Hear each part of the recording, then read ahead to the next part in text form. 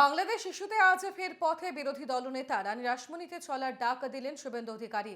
আদালতের থেকে অনুমতি নিয়ে সমাবেশ। শুভেন্দুর সঙ্গে থাকবেন বাংলার সন্ত সমাজ।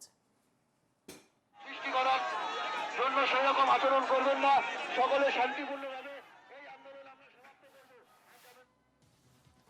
আমাদের সঙ্গে সরাসরি রয়েছেন প্রতিনিধি দীপঙ্কর মণ্ডল। দীপঙ্কর, সন্ত সমাজকে সঙ্গে নিয়ে ফের পথে শুভেন্দু অধিকারী এবং রানী রাসমণিতে যে চলার ডাক দিয়েছেন শুভেন্দু অধিকারী, সেই ছবি কার্যত পরিষ্কার এই মুহূর্তে।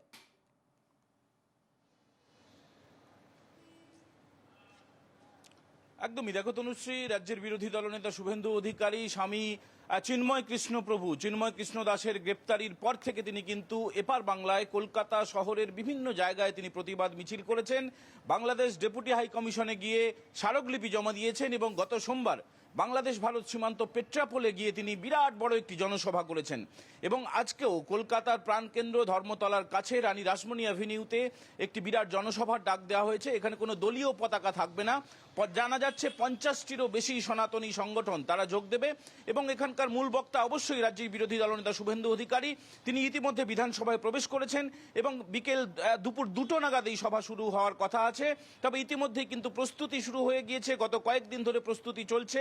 এই সভা করার জন্য আদালতের নির্দেশ নিতে হয়েছে, আদালত থেকে অনুমতি নিয়ে এই সভা করতে হচ্ছে, কারণ রাজ্য পুলিশ প্রশাসন এই সভার অনুমতি দেয়নি, এমনটা অভিযোগ করেছেন শুভেন্দু অধিকারী। তিনি যেটা জানিয়েছেন, এখানে কোনো রকম দলীয় পতাকা থাকবে না। এখানে সনাতনী ধর্মে যারা বিশ্বাস করেন, যারা সাধু সন্তে বিশ্বাস করেন, যারা বাংলাদেশে ইস্কনের যিনি প্রধান স্বামী চিন্ময় কৃষ্ণের গ্রেপ্তারির যারা প্রতিবাদ করেন, তার পক্ষে যারা আদালতে সওয়াল করছিলেন, সেই আইনজীবীদের ওপরে আক্রমণের প্রতিবাদ করেন, তারা সবাই এখানে সামিল হবেন। সবাইকে আহ্বান জানিয়েছেন। নাগরিক সমাজের একটি বড় অংশ এখানে সামিল হতে পারে এমনটা মনে করা হচ্ছে।